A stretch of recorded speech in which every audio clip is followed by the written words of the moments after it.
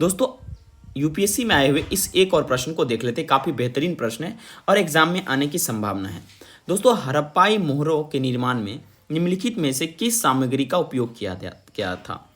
तो दोस्तों सबसे पहले बलुआ पत्थर, लाजवर्द, जैस्पर, अर्धसेल खरी। दोस्तों मैं आपको बता दूं, जो हड़प्पा सभ्यता लगभग 2500 ईसा पूर्व से 1750 ईसा पूर्व की मोहरें उस समय कला, व्यापार, धर्म और लेखन प्रणाली की जानकारी देती है।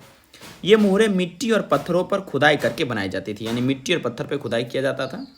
दोस्तों मैं आपको बता दूं, ज़्यादातर जो मोहरें होती थी वो सेटाइट नामक नरम पत्थर से बनाई जाती थी। चूंकि मोहर बनाने में नरम पत्थर की आवश्यकता होती है, तो दोस्तों इसका सही उत्तर हो जाएगा सेटाइट।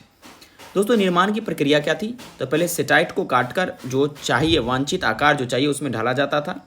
उस पर चित्रों, पशु और लिपि को उकेर कर या खोदा जाता था।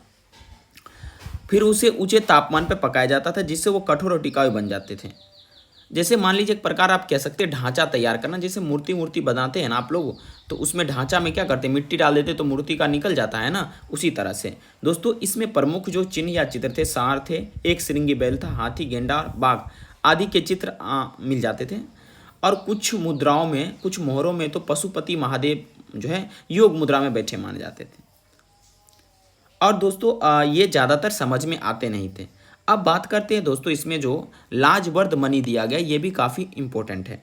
दोस्तों मैं आपको बता दूं, ये जो लाजवर्द दोस्तों मनी, जिसे हम लैपिस लाजुली कहते हैं, दोस्तों ये कीमती नीले रंग का पत्थर होता था।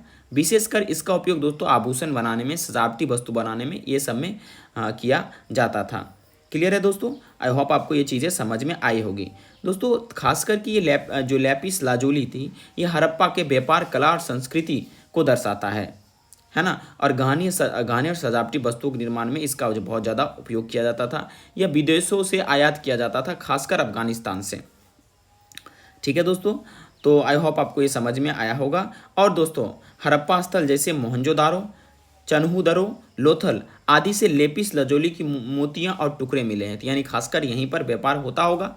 आपसे पूछा जा सकता है कौन से ऐसे जगह है जहां पर लेपिस लाजोली की मोतियां और टुकड़े मिले हैं। तो दोस्तों याद रखिएगा, मोहनजोदारो, चन्हूदारो और लोथल, याद रहेगा। Thank you very much for watching this video.